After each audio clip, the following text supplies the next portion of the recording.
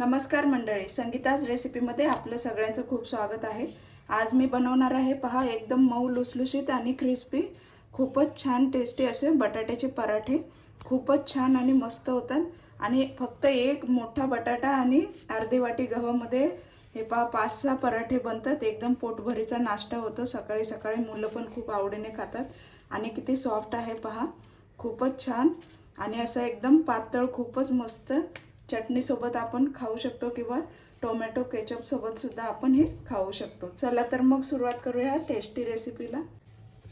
तर हे पहा, एक मोठा बटाटा मी उकडून घेतला होता आणि खिसणीने खिसून घेतलाय असा, म्हणजे गुठळ्या राहू नये म्हणून। आता याच्यामध्ये आपल्याला 2-3 हिरव्या मिरच्याचा ठेचा बनवलाय, हा पहा, हा टाकूया। 2 लसणाच्या पाकळ्या आणि अर्धा इंच आलं मी किसून घेतले ते घालूया। कोथिंबीर घालायची भरपूर बारीक चिरलेली। अर्धा चमचा जिरं घालायचे, जिऱ्यामुळे छान सुगंध येतो याला। आणि थोडा चिमूटभर ओवा टाकायचा आहे, थोडासा, पाव चमचा समजा, त्याने खूप छान टेस्ट येतो याला। आणि हे 1-1.5 चमचा तीळ आहे, तिळामुळे खूप छानच चव लागते आणि दिसायलाही खूप छान दिसतात। आणि आपल्याला चवीपुरतं मीठ घालायचे, अर्धा चमचा मी मीठ घातलंय। आता ह्याच्यामध्ये आपल्याला गव्हाचं पीठ घालायचे। जेवढं या बटाट्यामध्ये बसेल तेवढंच आपल्याला पीठ घालायचं आहे, म्हणजे पाण्याचा वापर करायचा नाही आपल्याला।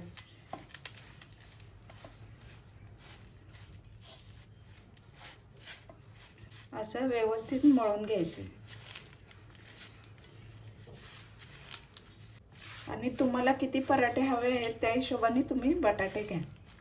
हे पहा, असा मस्त गोळा तयार होतो, छान, खूपच मस्त व्यवस्थित मळून घ्यायचं।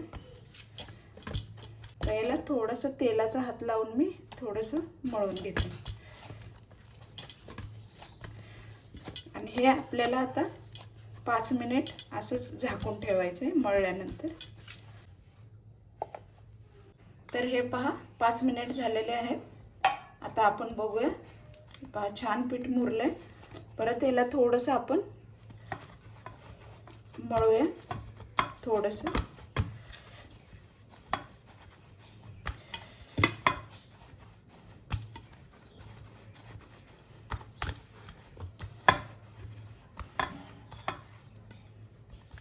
आता याचे तेलाचा हात लावून छोटे छोटे गोळे बनवूया। तुम्हाला जेवढा पराठा हवा असेल त्या हिशोबाने तुम्ही गोळा तयार करा।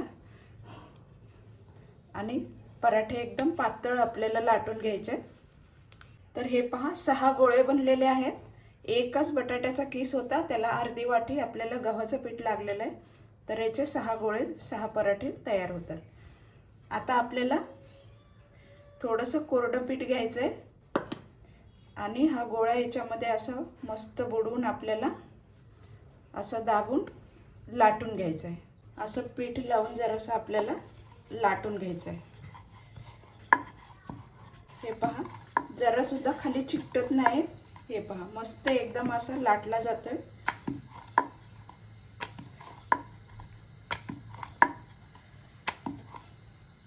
जेवढा पातळ करता येईल तेवढा करायचं। हे पहा,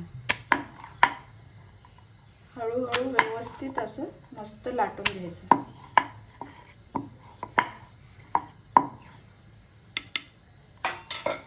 हा पहा किती पातळ झालाय बघा, खूपच छान मस्त। आता हा आपण भाजून घेऊया। थोडंसं तेल लावते, तवा गरम झालाय। हे पहा, आता पराठा आपण टाकलाय। आता हा शेकेपर्यंत आपण दुसरा लाटून घेऊया। खूप आवडीने मुलं पण खातात, तर असा नाश्ता तुम्ही नेहमी बनवत जा। पलटी करूया।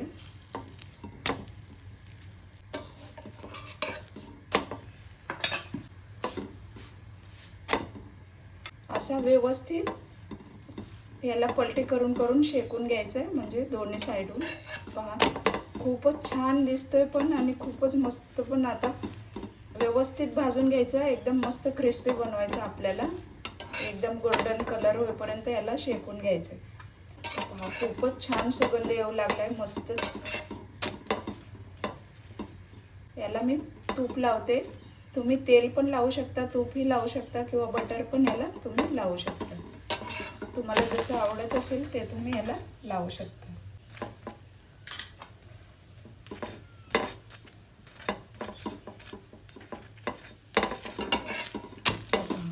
छान शेकला जातो मस्तच. गॅस मी आता मीडियमच ठेवलेला आहे. सुरुवातीला जरा फास्ट होता गॅस. खूपच छान आणि क्रिस्पी मस्त. आता आपण हा काढून घेऊया. आता दुसरा टाकूया आपण. असेच आपण सगळे पराठे बनवून घेऊया. तर हे पहा, फायनली आपले पराठे मस्त झालेले आहेत सगळे. तर तुम्हाला ही पराठ्याची रेसिपी कशी वाटली, आवडली असेल तर नक्कीच लाईक करा, कमेंट करा, शेअर करा आणि सबस्क्राईब करायला विसरू नका. चला तर मग भेटूया अशाच मस्त चटपटीत रेसिपीमध्ये. थँक्यू.